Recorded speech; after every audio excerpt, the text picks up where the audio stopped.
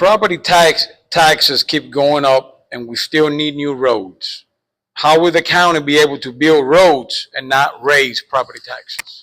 Okay, thank you, Julian. And this question has come up a lot. In fact, the similar question was asked a little earlier, and it's a real problem. We're all thinking about it.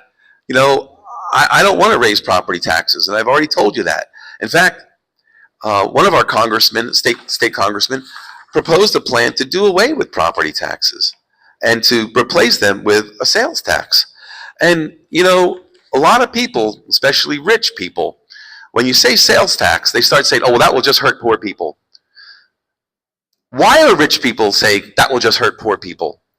Because it won't hurt poor people. Sales taxes are one of the most fair ways that you can tax people, and we need the money to build our roads. We can't put the burden on homeowners anymore. I mean, between your homeowner's insurance and your property tax and your flood insurance, is there another bill that you can handle as a homeowner? I think not. I think not. So we need the roads. It's a matter of life and death now. We need the roads. We need the money. We can't burden homeowners anymore. What about all the tourists that come here? What about the hundreds of thousands of tourists that spend millions and millions of dollars here every year? You know how we tap into that? With a sales tax. Here's an interesting figure. The penny sales tax that we had a few years ago, if you don't know about it, you can look it up. And it basically was a 1% sales tax, and it was set up with defined parameters on how long it would last and what the money would be used for. It was a phenomenal success. In fact, it was so successful that when we ended it, some people didn't even know it was over.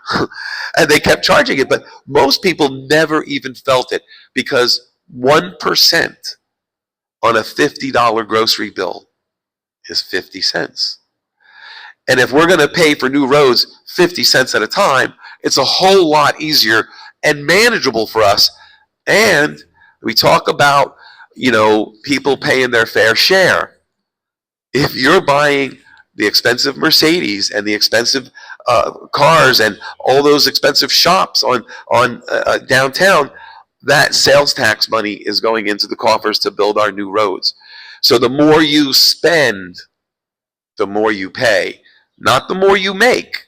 We're not going to dip into your hard-earned paychecks.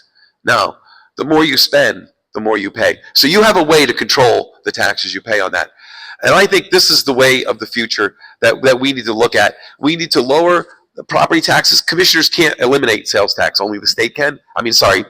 Commissioners cannot eliminate property tax, but we can extend exemptions and find ways to keep it as low as possible all the time, and then work to make up that difference with a 1% or 2% sales tax.